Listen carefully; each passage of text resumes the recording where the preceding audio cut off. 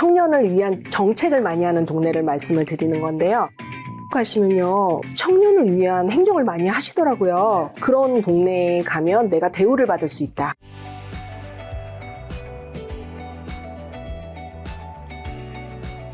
자, 집 살 때 우리가 내 돈만 가지고 살 수는 없죠. 대출을 단순히 갚아야 할 빚으로 보지 않고 자산을 늘려주는 능력이자 빚으로 해석하시던데, 사회초 현생이 감당할 수 있는 건강한 대출의 기준은 뭘까요? 이 책 38페이지에 꼼꼼하게 체크해가면서 나를 네. 알아볼 수 있는 네. 체크리스트가 있어요. 네. 그래서 월급의 몇 프로는 안정적입니다. 이 부분은 이자로 감당되십니까? 네. 그 다음에 몇 개월 동안 돈이 없을 때 당신은 버틸 수 있습니까? 네. 라고 질문을 다 해놨어요. 네. 체크해 보실 수 있어요. 제가 요거 여러분 자막으로 띄워드릴 테니까 하나씩 한번 월 소득 대비 대출이자 네. 여유자금 보유, 금리 상승 대비 뭐 소득 안정성을 고려해서 하는 건데, 사실상 근데 지금은 집을 살 때 정부에서 대부분 다 막아놨기 때문에 내가 할 수 있는 최대한의 연끌을 해도 안전한 수준 아닌가요? 담임 선생님이 너무 많이 지금 우리를 컨트롤 해주시고 계시죠. 네. 정말 어떻게 위험하게 할 수 있는 방법론은 다 막아 놓으셨으니까 네, 안전하게 내가 대출이 나오잖아요. 그러면 네. 혹시나 어르신들이 너 그렇게 대출 많이 받아서 어떡하려고 그래? 라고 하실 수 있어요. 그전 그렇죠. 세대는. 그렇지만 우리는 더 받고 싶어도 안 줘요. 그러니까 안전하니까 지금 작가님께서 말씀하신 대로 안전하니까 우린 뭘 해야 된다? 그걸 근로소득으로 잘 이자를 내고 네, 계속 꾸준히 자산을 상승시키면 된다.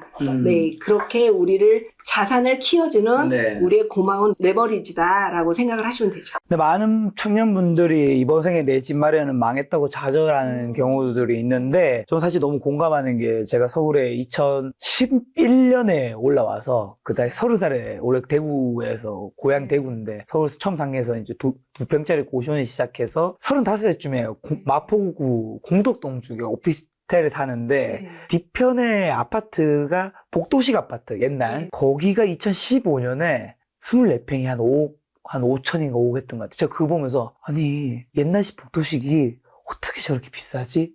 했거든요. 네. 그럼 내가 나중에 제가 2015년이면 한 34, 5좀 됐을 텐데 내 집 마련 어떻게 하지? 저는 이제 이 생각 똑같이 했었는데 얼마 전에 갑자기 궁금해서 그 아파트 가격을 찾아봤어요. 그게 한 15, 16억 하더라고요. 그러니까 지금 청년들이 느끼는 좌절감은 제가 받았을 때보다 훨씬 심각할 거란 말이죠. 그분들에게도 희망이 있는지랑 플러스로, 근데 그럼에도 불구하고 돈보다 먼저 지역을 정하라고 조언하시던데, 돈이 없어서 지역부터 보고 있어야 되는 이유가 있나요? 네.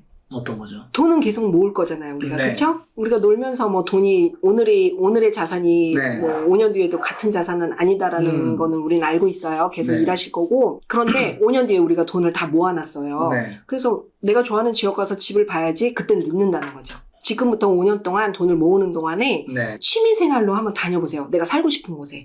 그래서 공덕동을 마음에 드셨다. 네. 그럼 공덕동을 그냥 생활권으로 삼으셔야 돼요. 내가 슬리퍼를 신고 가시는 건 어때요?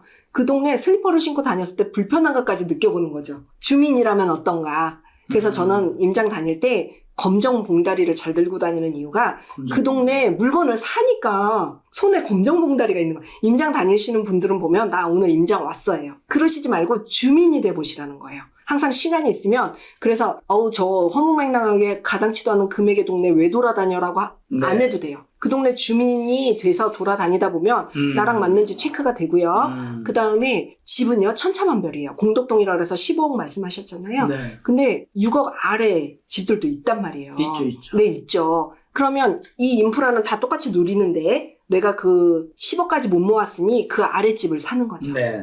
그렇게 해보시라는 거. 근데 그런 거를 아까 전에 초반에 영상에 말씀해 주셨는데, 대장 아파트 있더라도 그 옆에 정말 낡고 사람들이 안 살고 싶은 그런 아파트가 있다면 네. 그런 곳은 나중에 가격이 안 오를 수 있다고 코멘트도 네. 해줬잖아요. 지금이랑 아까 그 얘기랑 좀 다른 건가요? 안 오르는 게 아니고 그 대장 아파트가 막 오를 때 같이 따라간다고 말씀을 하셔서 네. 안 오르는 게 아니고 얘는 더디게 올라요 라고 더디게 말씀을 오른다. 드린 거예요. 그러나 이 더디게에는 뭐가 있죠? 같은 인프라를 쓰는 가격은 있는 포함된 거죠. 어쨌든 더디더라도 그거는 자기가 감당해야죠. 오르긴 오르니까. 네. 내가 큰 거를 살 수 네, 없다. 없는 거니까 인정해야죠. 저 아파트 비싸게 오른다고 네. 배 아파하면 안 되죠. 그쵸? 자, 흔히 이제 부동산을 싸게 사서 비싸게 파는 것이라고 많은 분들이 생각하는데, 내 집 마련 첫걸음책에서는 싸게 사는 게임이 아니라 제대로 사는 게임이라 강조하시던데, 무슨 의미죠? 이건 경험에서 나온 거예요. 제대로 산다. 저는 처음부터 작전이 돈이 없었으니까 네. 싼 거만 찾으러 다닌 거예요. 그리고 싸게 사는 방법론을 찾은 사람이에요. 네. 20년 차가 돼 보니 싸게 산 거는요 정말 더디게 올라요. 계속 강조하는 게 그거예요. 그거를 감당하시면 되는데 그때 저는 무엇을 했냐면요. 제대로 된 물건을 사려는 노력을 내려놨던 거예요. 가장 가서 싸게 사는 물건만 찾았던 거예요. 네. 그걸 좀 가르쳐 드리고 싶어요. 그래서 나 오늘 저 사람보다 1,000만 원 싸게 샀다고 기뻐할 일이 아니었더라고요. 보니까 그게 아니고 앞으로 1,000만 원이 아니라 1억이 오를 물건을 사는 거, 부동산을 사는 게 가장 중요해요. 단순히 싼 게 아니라 네. 나중에 오를 수 있는 것을 제값에만 사도 더 많이 오를 거니까. 그럴 때는 내가 공부를 했으니까 네. 제 값에 사는 그 가격도 알고 있는 거고요. 그렇죠. 앞으로 그 제 값이 몇 배가 뜰 거니까요. 네. 자, 그리고 또 임장 갔을 때 동네 은행의 분위기 시설을 통해 그 지역의 돈의 흐름을 파악할 수 있다고요. 이거 파악하는 게 왜 중요하고 어떻게 파악하는 거죠? 은행이요. 네. 사라지는 동네가 있어요.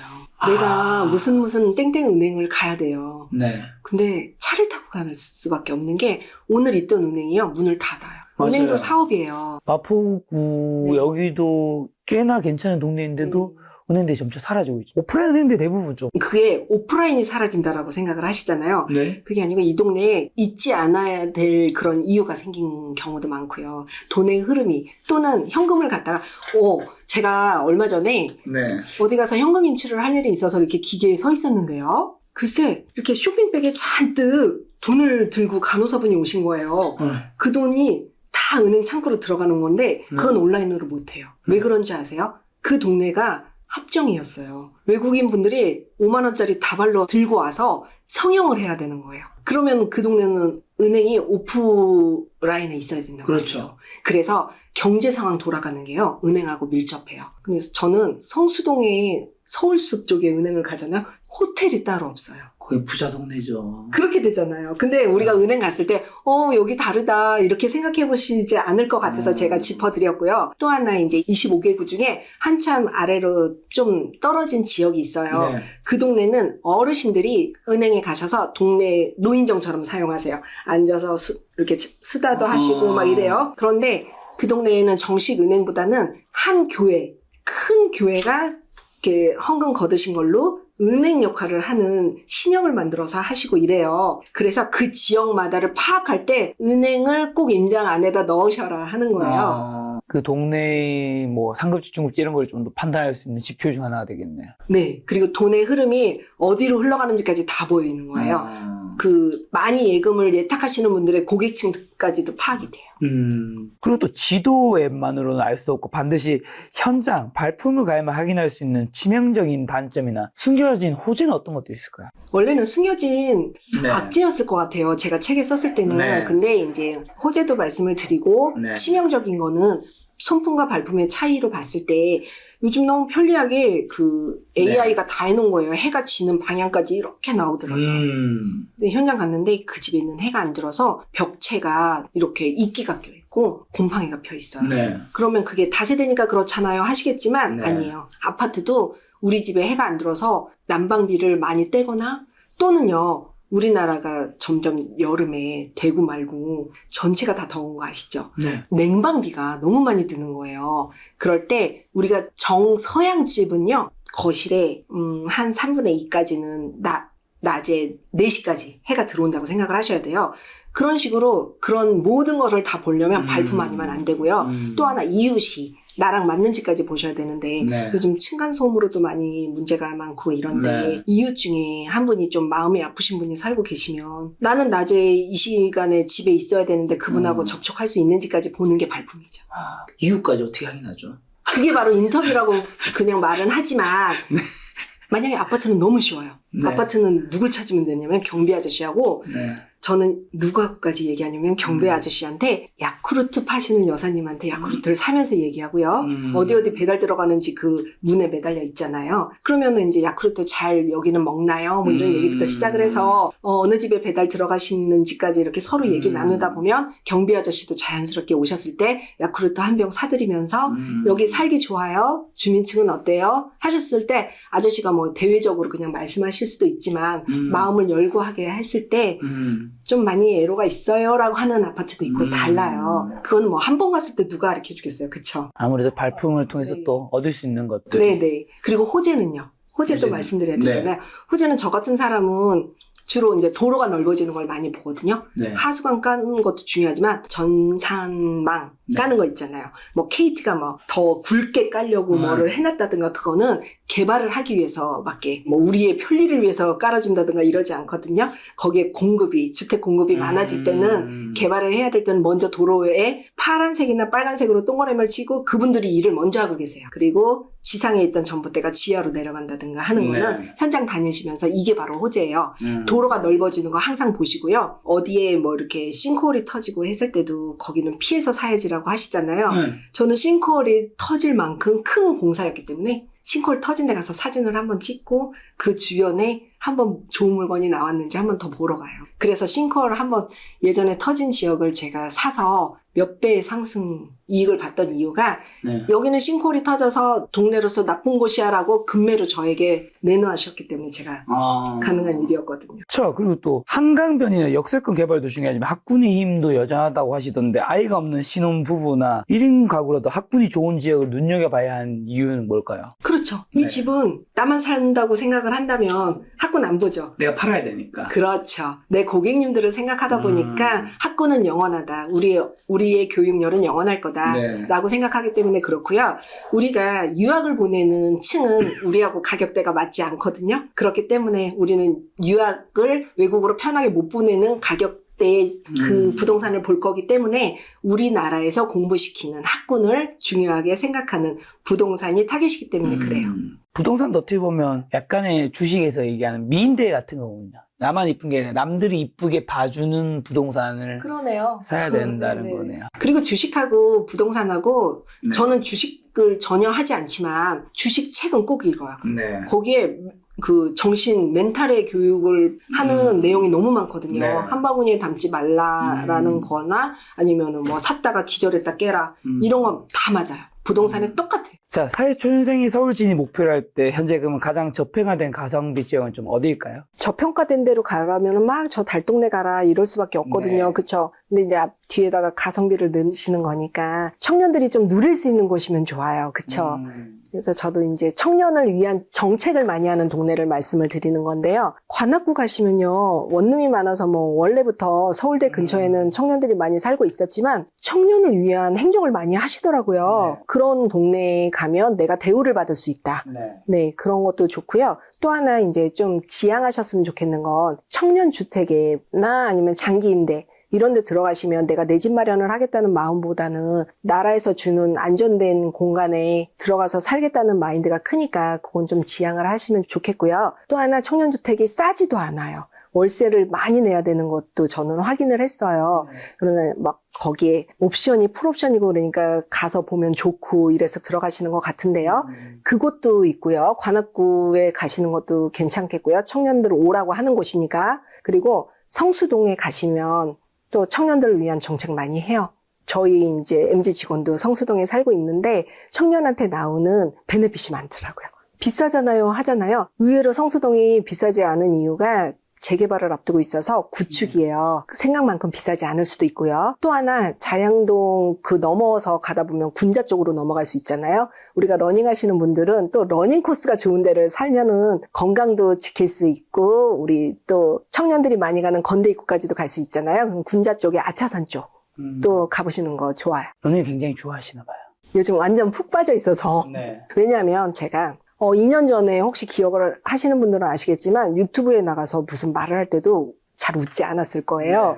근데 그 이유가 그때는 돈을 쫓아다닐 때였던 것 같아요. 근데 마음이 너무 힘들었었어요. 그거를 회복해 준 게 약으로서 작용한 게 러닝이에요. 네. 제가 내 집 마련하시면서 혹시나 힘들거나 하실 때요, 운동화 끈을 질끈 묶고 임장을 나가시라고 했을 때, 예전이었으면 임장으로 걸어 다니세요. 걷는 것도 사색이에요. 이랬거든요. 조금 빠른 페이스로 가시면 어때요? 라는 게 이제 뛰어다니세요로 말이 바뀌었어요. 우리 임장 뛰어다니면 어때요? 라고 다시 말씀드려요. 이 영상을 보신 분 중에서 가글 대표님처럼 200만 원도 없어 절망하고 있는 청년분들도 굉장히 많을 거고요. 지금 뭔가 서울 경기에 들어와야 되는데 내 집을 마련하기에는 너무 턱없이 부족한 내 계좌를 보면서 나는 이번 생에 내 집을 마련할 수는 없겠구나라고 생각하시는 분들 많을 거란 말이죠. 그런 분들에게 해주고 싶은 마지막 투자 조언이나 뭐 응원의 말 한마디 해주신다면요. 이게 조언이 됐으면 좋겠는데요. 이유는 제가 경험을 한 사람이잖아요. 여러분들처럼 그 청년 시절에도 힘들었지만 한 번 더 이렇게 제가 나락으로 갔을 때는 10년 전밖에 안 돼요. 그때 제가 다시 일어나겠다고 했던 건 정말 많은 양의 독서를 했었어요. 다시 살고 싶을 때 그 독서를 확인하는 게 현장이었어요. 우리가 지금 살아보니까요, 저는 이제 선배로서 한 번만 더 청년들한테 말씀을 드려보자면, 우리 이 세상이 살아가면서 여러 번의 정치 이슈도 있는 게 위기이기도 하지만 우리 같이 없는 사람한테 한번 이렇게 뒤집힐 수 있는 기회이기도 하더라고요.